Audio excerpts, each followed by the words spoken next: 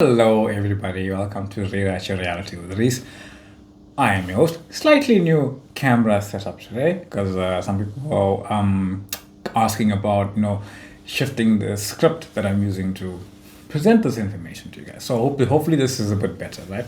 Just bear in mind my eyes are going to move around. My script is there, and I do like to be a little animated when I think, right? So bear in mind with me. It is about the message, more about my wonderful eyes, apparently. That being said, welcome, and I truly do appreciate all of the constructive criticism. I do read them all. I do very much appreciate it. So thank you very much for it, truly, from the bottom of my heart. That being said, this video is actually about my mother's surgery. She had cancer. We didn't know she had cancer, but that's how reality goes, right? Sometimes you are aware of things physically, sometimes you are not aware of things physically, and that's how reality rearranges itself when you are not actually seeing something. When you believe this idea of reality is not doing something, right?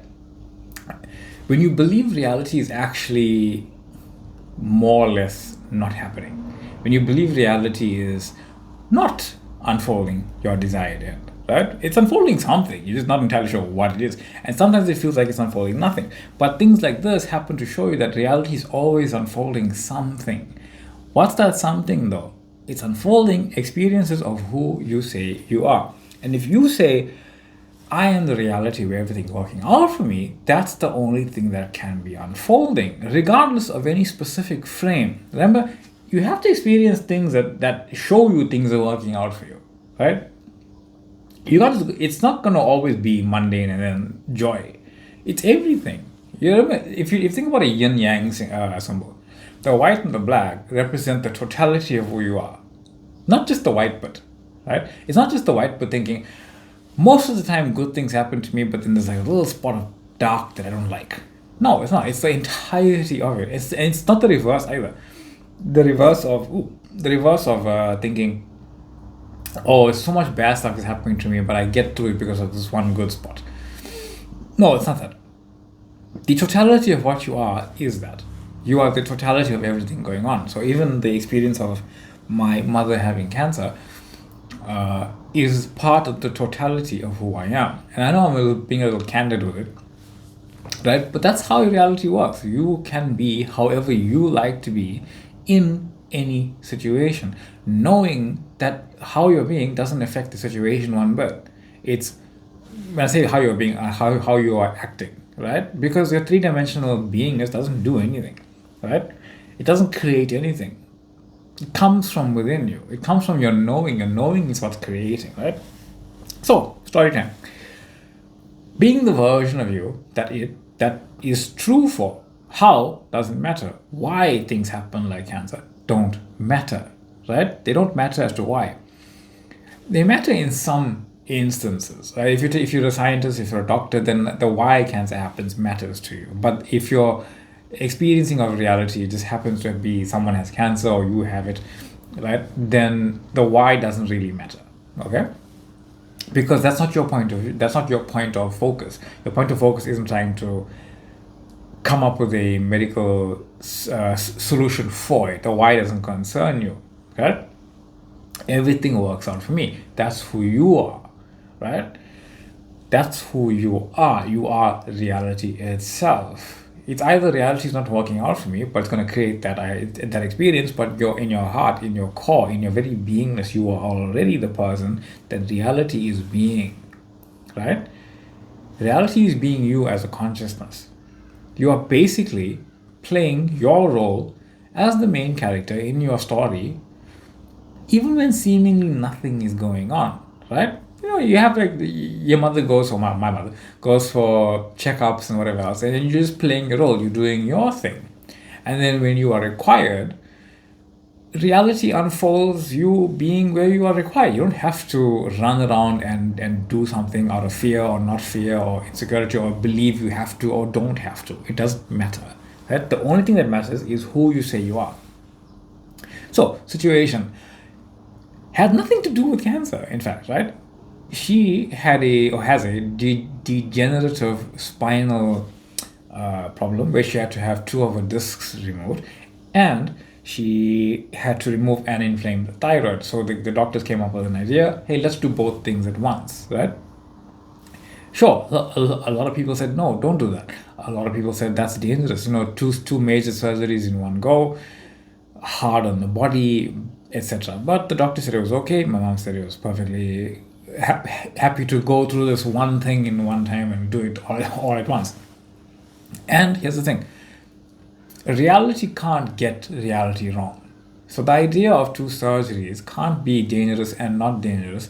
The only thing it can be is what it is. The outcome is determined by how you are beingness, right? Who, from your point of view.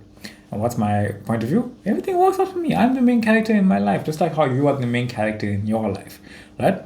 So, no entanglements, no getting worked up every time some family member phoned and said, hey, this and that, and giving, advice about this and that.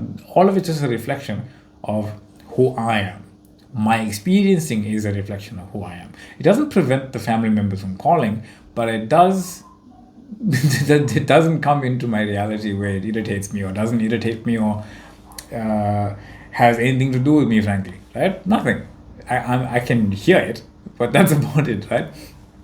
And it's more comedic than anything to me in any case.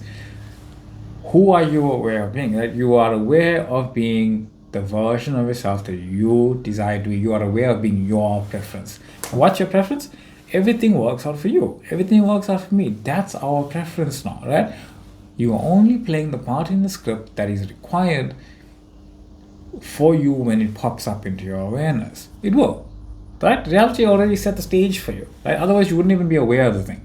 But if it's no longer your reality, you can just focus on something else. Everything plays out, but from then, right? And here's the thing: it's working out for you because you are the main character. So what actually happened now, right? She goes for surgery. She has the surgery, and plenty of things happen, right? Plenty of things happen. You can't even remember all of them happening because they all happen so quickly and they go back into the field of possibility as quickly. But a cool one is how we typically affirm, right? How we typically affirm. We wake up in the morning, we start affirming. We get to midday, we start affirming. We get to the evening, we start affirming. And sometimes you can't really help it. Sometimes you just end up doing it. Sometimes it just feels normal. Sometimes it feels good, right? And we do that. But it doesn't matter. It's in vain if you are doing it to get something. So affirm to remind yourself not to wake up like because of fear, right? My grandmother did that. That was the experience I had with my grandmother, where she woke up in the morning and she was praying, and in the afternoon she was praying, and she like called us to tell us she's praying. But what's that? It's a reflection of fear manifesting in doing. Nothing wrong with it, but that's just what it is, right? And we can understand from that situation that perfectly normal reaction. But from you, the person who knows that they are the creator, the person that knows that they create their own reality, you are unmoved by circumstances. And my hair is unmoved by my hand. That you are unmoved by circumstances. Circumstances move. So if you're not driven by fear to do something, the thing that doesn't cause you, the thing that would typically cause you fear must move if you don't. One of you has to move, right? If the fear moves you, the fear stays. If you don't move, the fear leaves. And when I say you don't move by the fear or from the fear or because of the fear, it doesn't mean you don't feel the fear. It means you feel the fear, you allow that thing to exist in that moment it exists, and say, that's no longer who I am. I'm no longer going to be moved by this fear. I'll feel it. I'll feel it to the very core of my being, feeling afraid, letting it be there, knowing it's temporary, letting it play itself out. Knowing that I am the main character and that situation is perfectly unfolding for me, regardless of how I feel, right? So, she goes through with the surgery. They remove 2 of the discs, they remove the thyroid, all cool. She's in recovery, she's in ICU. Day 1, day 2, day 3, they did their scans, did their tests, and then on day 3, day 4, whatever it was, they got together and told her, hey, listen, sorry, they told her, hey, listen, you have, or you had a tumor in your thyroid, quite a large one. We didn't know it was there. We found it. And we're telling you, basically, you have cancer. We don't know if it's spread anywhere. We have to do tests, this. And it was early in the morning, and my mom's response was, okay, cool, can I have my breakfast now? She was really hungry.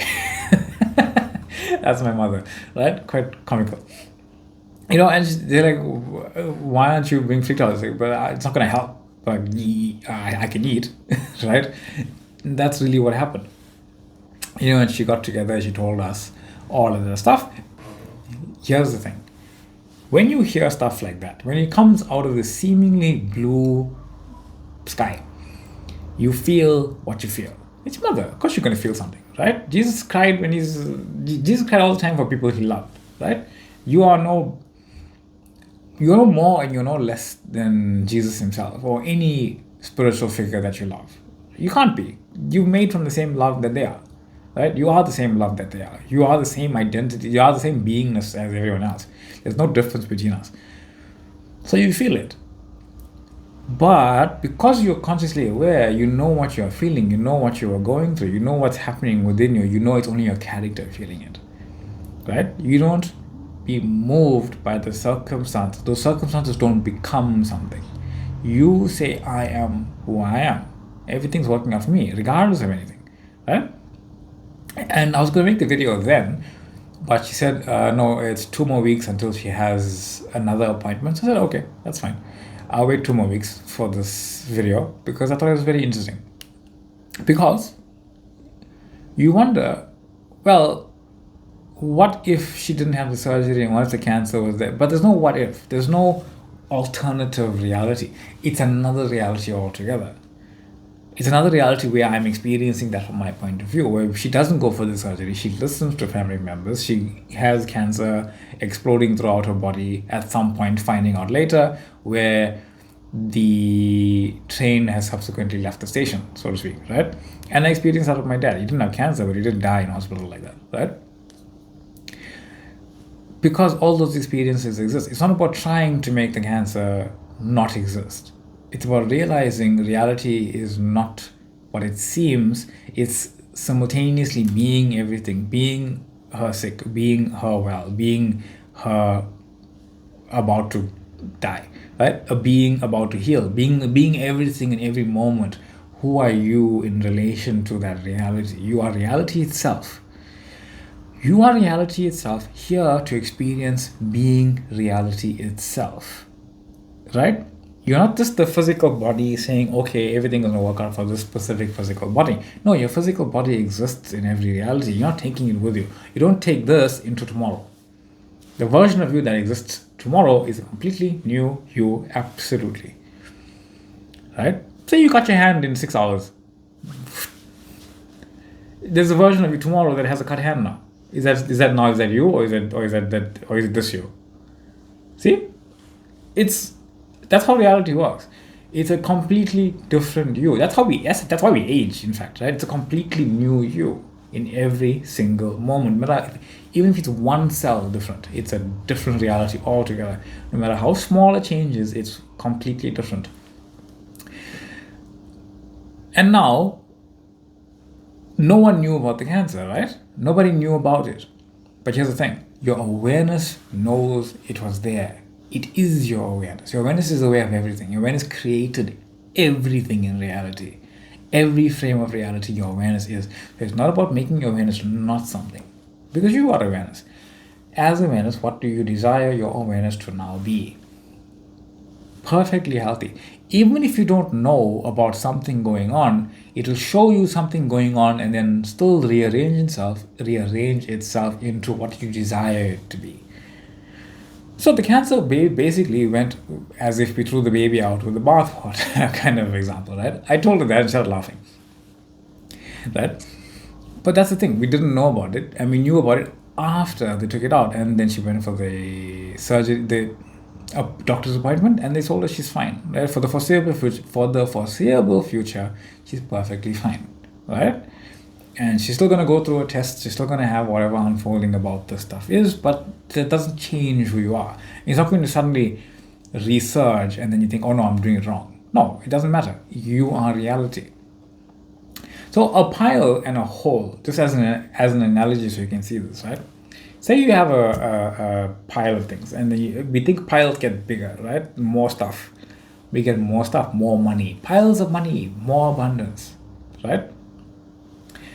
And we think that when we have a hole, that the bigger the hole gets, the more lack we have, right? Because our stuff is disappearing. Because your focus is on the stuff disappearing.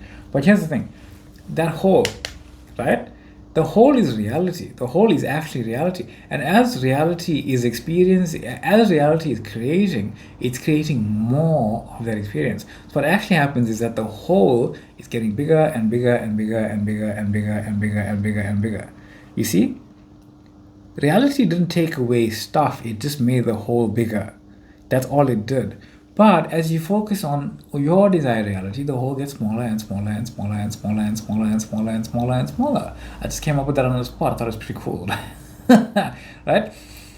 That's how reality works. It creates, even if it's creating a whole bigger. But look at how big that hole looks, and look how small it looks here. It's the same thing. It's literally the same thing.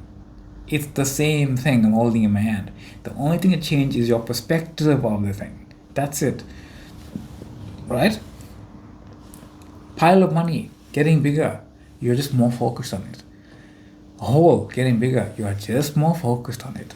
Right? I said, no, but I can make a bigger hole. Yeah, but you can go further away and it looks smaller. Because the only thing changing is your perspective. So change your perspective of who you are. You are the creator. Change your preference of who you are. Everything working out for me.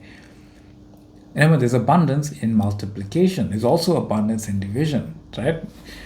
Because if you divide something over and over again, the number that you are getting is, there's a largeness to that number, even if it's seemingly getting smaller, right? Two black holes in space, if you know anything about space, two black holes collide, they make a bigger black hole. They don't make more of less. They just make more of more. Because reality only creates, right? So no good, no bad, just creation.